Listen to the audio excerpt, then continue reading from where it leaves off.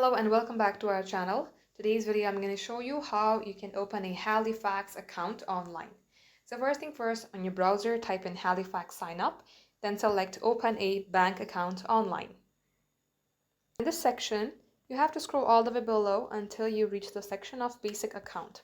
Go ahead, open it, and you will see all the accounts related with basic and select continue on website.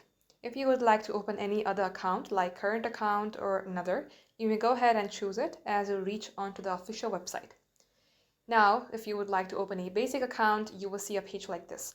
If you are an existing Halifax customer, select yes. If not, select no.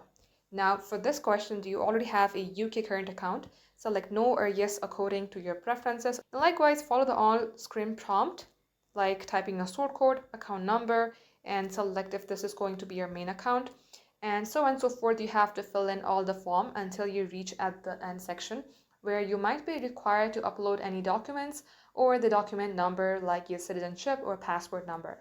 If you do all that, you will be able to open an account on Halifax.